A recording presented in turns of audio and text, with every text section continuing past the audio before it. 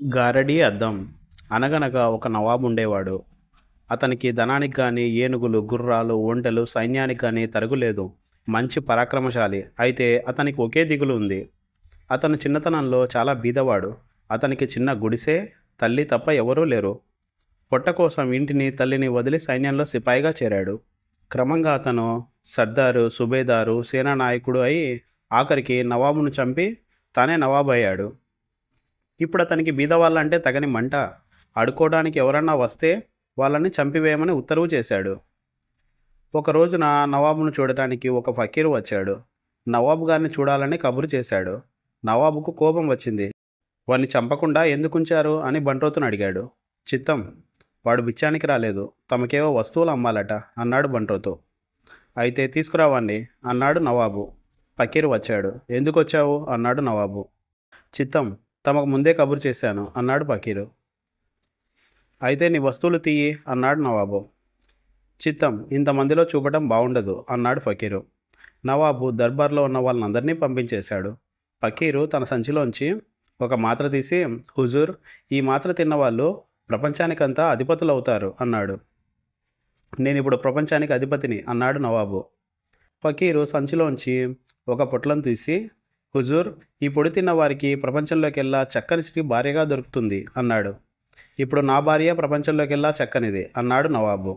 ఫకీరు సంచిలో నుంచి ఈ మాట ఒక చిన్న అద్దం బయటికి తీసి, హుజూర్, ఈ అద్దం ఎవరి ముఖం ముందు పెట్టినా వాళ్ళ మనసులో సంగతులన్నీ తెలుస్తాయి అన్నాడు. అది నిజమని నమ్మటం ఎట్లా అన్నాడు నవాబు. నమ్మటం సంగతి తర్వాత, ముందు ఈ అద్దంలో చూడాలి కదా అన్నాడు ఫకీరు. అయితే దాని ధర చెప్పు అన్నాడు నవాబు. హుజూర్, మీరు కోపగించుకోకుండా ఉంటే దాని ధర చెబుతాను అన్నాడు ఫకీరు. చెప్పు, కోపం ఎందుకు అన్నాడు నవాబు. అయితే దీని ధర మీ రాజ్యం యావత్తు. ఇది మీరు తీసుకుంటే మీ సింహాసనం నాకిచ్చి నా గుడ్డలు మీరు వేసుకుని వెళ్ళవలసి ఉంటుంది అన్నాడు. నవాబు కొంచెంసేపు ఆలోచించి సింహాసనం దిగి వచ్చి తన దుస్తులు ఫకీరుకిచ్చి ఫకీరు గుడ్డలు తను వేసుకుని అద్దం తీసుకున్నాడు. మంత్రి, సేనానాయకుడు అప్పుడు పక్క గదిలో నవాబు గారి పిలుపు కోసం ఎదురు చూస్తున్నారు. నవాబు వాళ్ళ గదిలోకి వెళ్ళాడు. మంత్రి మొదలైన వాళ్ళు నవాబు గారు ఫకీరు దుస్తులతో రావడం చూసి ఆశ్చర్యపోయారు. నవాబు అద్దం తీసుకుపోయి మంత్రి ముఖం ముందు పెట్టాడు.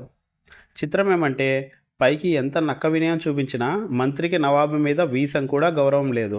నవాబును చంపి తను నవాబు కావాలని సేనానాయకుడితో కుట్ర పన్నుతున్నాడు. నవాబుకు వాళ్ళ మీద ఎంతో కోపం వచ్చింది. అయితే అది అంతా దిగమింగి అంతఃపురంలోకి వెళ్ళాడు. అతని భార్య చెలికత్తెలతో కూర్చొని ఉంది. చెలికత్తెలు నవాబును చూడగానే వెళ్ళిపోయారు. నవాబు అద్దం తీసుకెళ్లి భార్య ముఖం దగ్గర పెట్టాడు. గమ్మత్ ఏమిటంటే, అతని భార్యకు అతని మీద ప్రేమ లేదు. ఇన్నాళ్ళ నుంచి ఆమె చూపుతున్నది దొంగ ప్రేమ. నవాబు అక్కడి నుంచి వెళ్ళి తన కొడుకుల ముఖాన, తన చుట్టాల ముఖాన అద్దం పెట్టి చూశాడు. ఒక్కరూ అతన్ని నిజంగా ప్రేమించడం లేదు. అతనికి ప్రపంచం మీదనే విసుగు వేసింది. రాజ్యం ఫకీరుకు ఇవ్వనే ఇచ్చాడు. ఇక అతను ఫకీరు కావడానికి అడ్డేమీ లేదు. నవాబు రాజధాని వదిలి అరణ్యాల గుండా తన పుట్టిన ఊరు చేరుకున్నాడు. అప్పటికి కను చీకటి పడింది. తన గుడిసె వెతుక్కుని లోపలికి వెళ్ళాడు. నవాబు తల్లి మంచం మీద చావడానికి సిద్ధంగా ఉంది. ఆమె చిన్న గొంతుతో, నాయనా, నా తండ్రి అని పిలుస్తూ ఉంది. నవాబు తల్లి దగ్గరికి పోయి అద్దం ముఖం దగ్గర పెట్టాడు. ఆమె ప్రేమలో కల్మషం ఏమీ లేదు, స్వార్థం ఏమీ లేదు.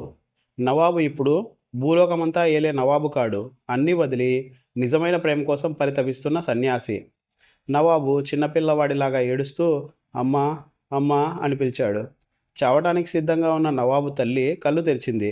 ఆమె కళ్ళల్లో ముత్యాలలాగా 2 నీటి చుక్కలున్నాయి. ఆనందంతో మళ్ళీ ఆమె కళ్ళు మూసింది.